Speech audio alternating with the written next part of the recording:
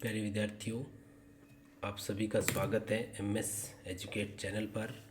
और हम कर रहे हैं कक्षा 8 के अंदर गणित विषय के अंदर जो अपना अध्याय 3 है, चतुर्भुजों को समझना, उसकी एक्सरसाइज को सोल्व कर रहे हैं। तो आज उसी कड़ी में हम एक्सरसाइज 3.2 को सोल्व करेंगे। तो स्टार्ट करते हैं। 3.2 पहला क्वेश्चन है, निम्नलिखित आकृतियों में x का मान ज्ञात कीजिए। ये जैसे अपने पास आकृति ए की बात करें तो यहाँ ये x है। तो आपको पहले मैंने बताया था एक अंतःकोण और एक बाह्य कोण, बहिष्कोण और अंतःकोण। तो ये जो कोण है, ये वाला कोण अंतःकोण है। ये कोई त्रिभुज की आकृति है और ये त्रिभुज की आकृति में 1, 2 और 3 ये कोण जो मैंने बनाए हैं वो अंतःकोण है। ये कौन से कोण है? अंतःकोण है। और ये जो x है 125 डिग्री है और ये 125 डिग्री है। ये कौन से कोण है? ये बहिष्कोण कहलाते हैं। ये कौन से कोण कहलाते हैं? बहिष्कोण कहलाते हैं। और हमने एक अध्ययन किया था, हमने जब चतुर्भुजों का सामान्य परिचय देखा था बहुभुज का, तो उसमें हमने अध्ययन किया कि बहुभुज के बहिष्कोणों का योग, बहुभुज के बहिष्कोणों का योग बराबर कितना बताया था? 360 डिग्री। तो बहिष्कोणों का योग है वो 360 डिग्री होता है। इसलिए इस जो आकृति ए है उसको हम हल कर रहे हैं साथ में। तो आकृति ए जो है उसके अंदर बहिष्कोण कौन कौन से हो गए? x हो गया, 125 हो गया और 125 हो गया। तो इनका योग यानी x degree plus 125 degree plus 125 degree, इन तीनों का योग बराबर कितना हो जाएगा? 360 डिग्री। अब हम इसको हल करें तो x डिग्री प्लस 125 और 125 250 बराबर कितना हो गया? 360 डिग्री। हमें केवल x का मान चाहिए, तो ये 360 है, ये 250 है, वो दूसरी साइड ले जाएंगे तो किसका हो जाएगा? माइनस का हो जाएगा। माइनस का हो जाएगा तो 360 डिग्री में से 250 डिग्री यदि हम माइनस करते हैं तो x का मान हो जाएगा 110 डिग्री। तो यहाँ हमने x का मान है वो ज्ञात कर लिया, 110 डिग्री। तो इस प्रकार से हम इसको सोल्व करेंगे। इसी प्रकार आकृति बी के अंदर भी ये x का मान क्या है? बहिष्कोण है। ये भी बहिष्कोण है। यहाँ भी हम यही लिखेंगे कि बहुभुज के बहिष्कोण का योग, बहुभुज के बहिष्कोणों का योग, बहिष्कोणों का योग बराबर कितना होगा? 360 डिग्री। अब यहाँ हम देखें कि कौन कौन से बहिष्कोण हमें दिए गए हैं। जैसे ये एक नंबर हो गया बहिष्कोण। अब यहाँ भी एक ये भी बहिष्कोण है। और आपको पता है एक सीधी रेखा पर अगर कोई भी कोण होगा, सरल रेखा पर हमेशा ही 180 डिग्री का कोण बनता है। यदि कहीं भी आपको इस तरह बॉक्स के रूप में यदि आपको कोण दिया जाता है तो आप ये हमेशा मान के चलिए कि वो कितने डिग्री का कोण दिखाया गया है, बॉक्स के रूप में दिखाया जाएगा, वो हमेशा 90 डिग्री का कोण होगा। तो इस सीधी रेखा पर ये 90 डिग्री का है तो दूसरी साइड भी कितने डिग्री का कोण होगा? 90 ही होगा। 90 90 180 होता है, तो सीधी रेखा पे 180 डिग्री का कोण होता है। तो ये इधर वाला कोण कितना हो गया? 90। तो हमें 2 नंबर कोण भी 90 दिखा दिया। 3 नंबर पे 60 डिग्री है। 4 नंबर पे ये देखो बॉक्स बना दिया, और बॉक्स का मतलब आप क्या समझोगे? 90 डिग्री। तो ये 4 नंबर पे कोण हो गया। और 5 नंबर पे कोण कितना हो गया? 70 डिग्री। तो ये पंचभुज था। 1 2 3 4 5, 5 भुज है। और ये पाँचों कोण हमें केवल कोण 2 ही दिए हैं, 70 और 60, जबकि संकेत दिया गया है कि ये इधर 90 डिग्री का बना दिया। तो दूसरी साइड भी आपको समझ लेना चाहिए कि सीधी रेखा यानी ये सरल रेखा है, सरल रेखा पे हमेशा ही 180 डिग्री का कोण होता है। अगर एक तरफ 90 है तो दूसरी तरफ 90 प्लस 90 ही होगा। तो 180 में से 90 घटा लीजिए, 90 बचेगा, तो ये 90 डिग्री का हो गया। इसमें बाहर की तरफ ही बक्सा बना दिया और बॉक्स बना दिया, तो इसका मतलब ये ऑलरेडी कितने डिग्री का दिया गया है? 90 डिग्री का। लिखने की ज़रूरत नहीं है, बताने की ज़रूरत नहीं है, इसने ये संकेत दे दिया कि ये कितने डिग्री का है? 90। तो हम पाँचों कोणों को योग करेंगे। तो पहला कोण हो गया x, दूसरा हो गया 90, तीसरा हो गया 60, चौथा हो गया फिर 90, और 5 नंबर कोण भी 70। और इन पाँचों का योग हमें पता है क्या है? 360 डिग्री। अब हम इनको ऐड कर देते हैं। तो x प्लस, अब देखो यहाँ जोड़ते हैं 9 और 6 15, 15 और 9 24 और 24 और 7 31, तो ये कितने डिग्री हो गए? 310 डिग्री। 9 और 6 15 और 9 24 और 7 31, 310 डिग्री बराबर 360 डिग्री। आप इसको ऐड कर लेना। x बराबर वही बात 360 अपने पास पहले से है, ये प्लस का है तो दूसरी साइड जाएगा तो माइनस का 310 डिग्री, क्योंकि पिछली जो समीकरण हल की थी उसमें यही चीज़ आई थी। तो x का मान कितना होया? 360 में से 310 डिग्री गए 50 डिग्री, तो यहाँ हमने मान निकाल लिया x का कितने डिग्री? 50 डिग्री। तो ये था अपने पास इसके दो क्वेश्चन ए और बी पार्ट जिनको हल किया। अब अपने पास आता है क्वेश्चन नंबर 2, इसको सोल्व करते हैं। एक समबाहुभुज के प्रत्येक बाह्य कोण का माप ज्ञात कीजिए। हमें बहिष्कोण का माप ज्ञात करना है। तो नंबर 1, कितनी भुजाएं दी गई है? 9 भुजाएं। तो हमें पता है बहुभुज,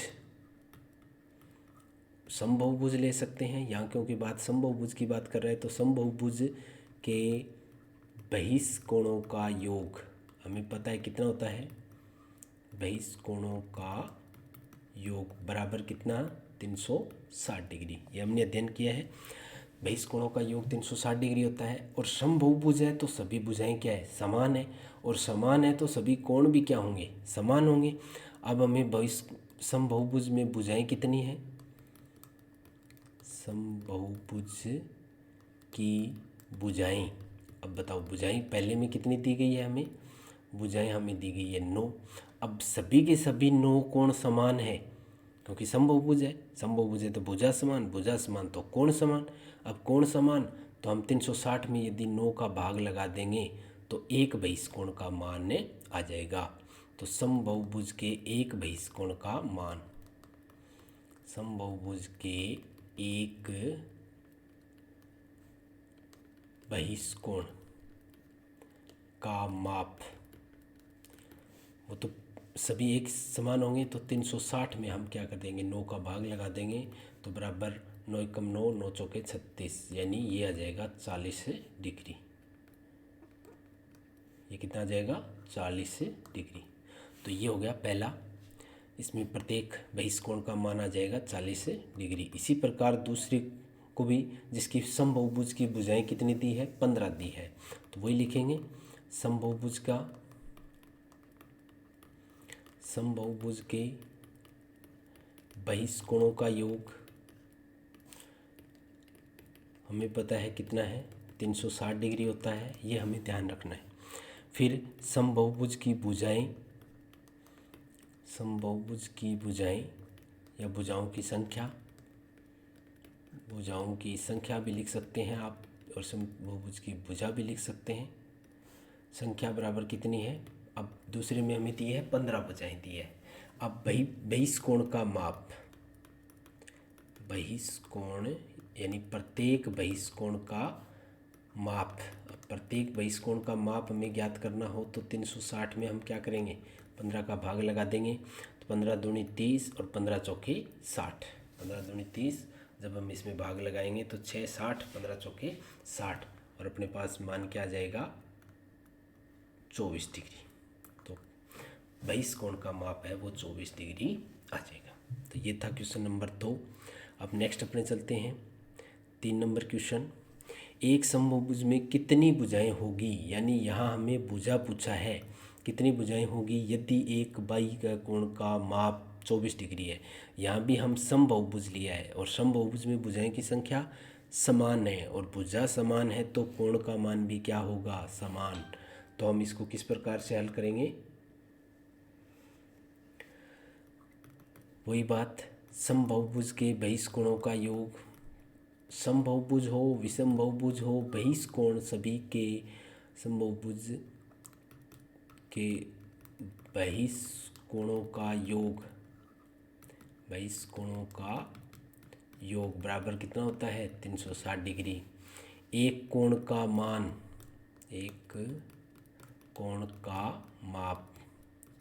एक कोण का यही है तो सभी, क्योंकि सम है तो प्रत्येक का माप क्या होगा? 24 डिग्री। यहाँ हम एक न लिखकर प्रत्येक लिख देंगे, क्योंकि सभी का मान है ये, तो हम क्या करेंगे, प्रत्येक कोण का माप। अब भुजाओं की संख्या, समबहुभुज की भुजाओं की संख्या, समबहुभुज की भुजाओं की संख्या। अब भुजाओं की संख्या क्या होगी, वही बात, उसमें हमने भुजाओं से भाग किया था तब कोण का मान आया, अब हम कोण से भाग करेंगे तो भुजा की संख्या आ जाएगी। अब 24 एकम 24, बच्चे कितने, 12, 120, 4 पंजे 20, 24 पंजे 120, तो भुजाओं की संख्या कितनी आ जाएगी, 15 भुजाएं। तो इसका उत्तर आ जाएगा 15 भुजाएं,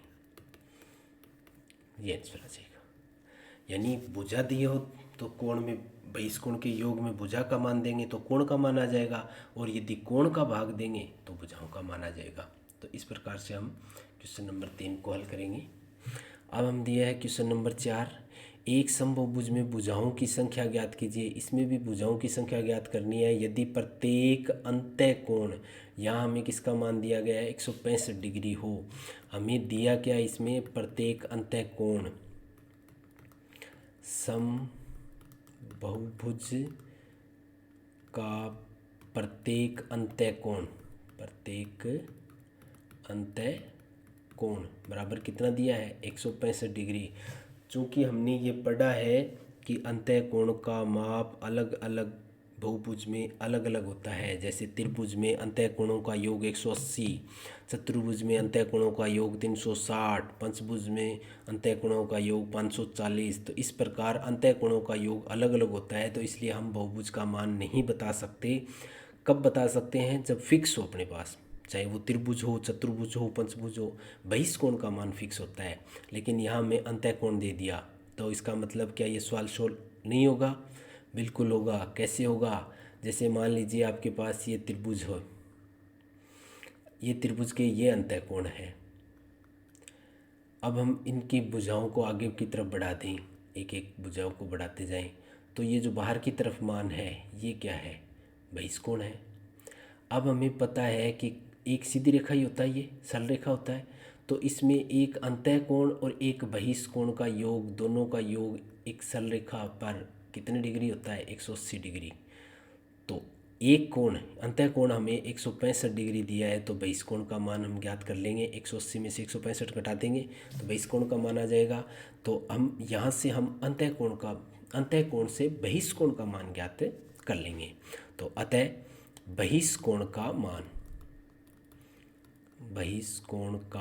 मान, तो यहाँ आपको ध्यान रखना है, बहिष कोण का मान बराबर होगा 180 डिग्री में से अंतः कोण का मान घटा देंगे तो बहिष कोण का मान आ जाएगा। तो बराबर कितना होगा, 180 डिग्री माइनस 165 बराबर 15 डिग्री।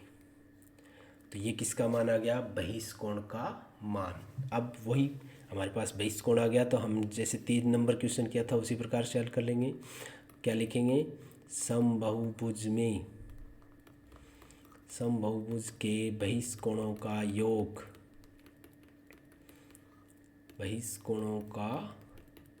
योग बराबर कितना, 360 डिग्री। अब बहिष कोण का मान, अतः भुजाओं की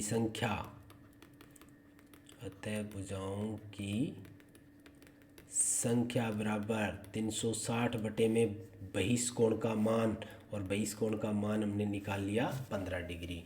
अब इसमें जब हम भाग लगाएंगे तो 15 दूनी 30 और 15 चौके 60, तो भुजाओं की संख्या कितनी आ गई, 24 भुजाएं।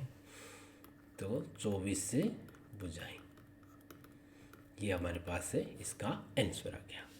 तो कहीं भी आपको घबराने की ज़रूरत नहीं है। अंतः कोण का मान दिया है तो आप बहिष कोण का मान ज्ञात कीजिए।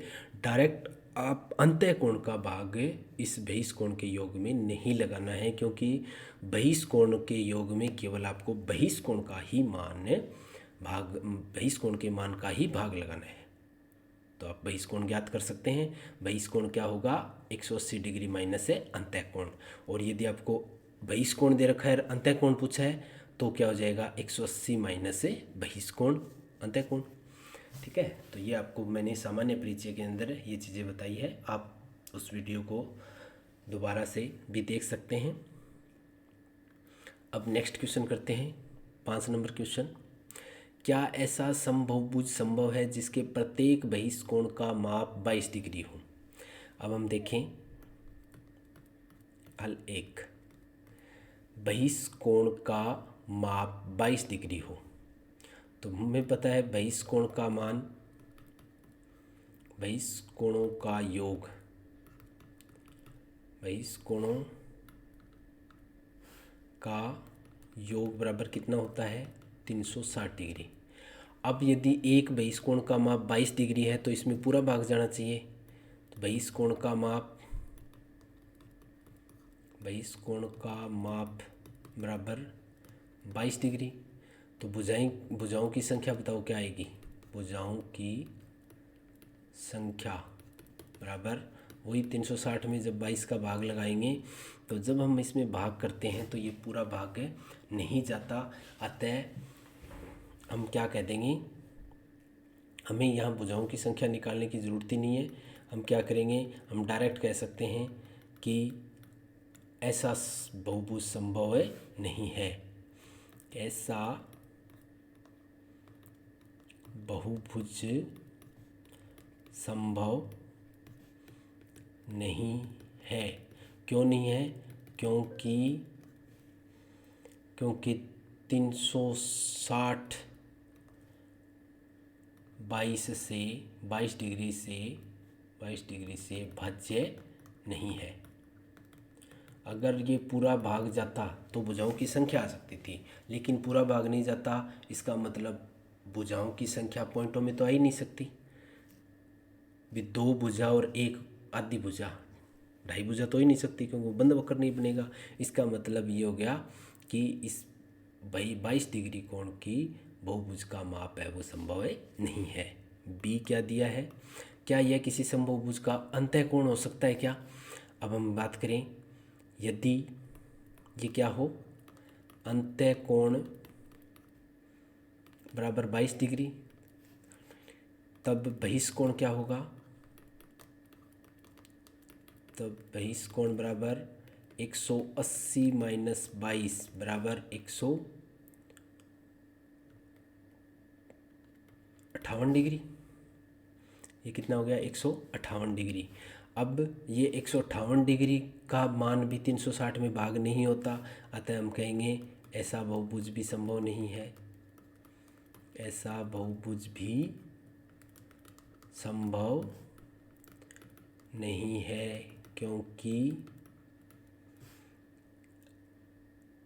360 158 से भाज्य नहीं है। ठीक है ना? जब हमने अंतःकोण कहा तो अंतःकोण से हम फिर वापस बहिष्कोण निकालेंगे, और बहिष्कोण निकाला तो -22 किया और 158 डिग्री, और 360 में जब 158 का भाग लगाते हैं तो यह भी भाग नहीं जाता। इसका मतलब हम ये कह सकते हैं कि ये दोनों ही बहुभुज संभव नहीं है।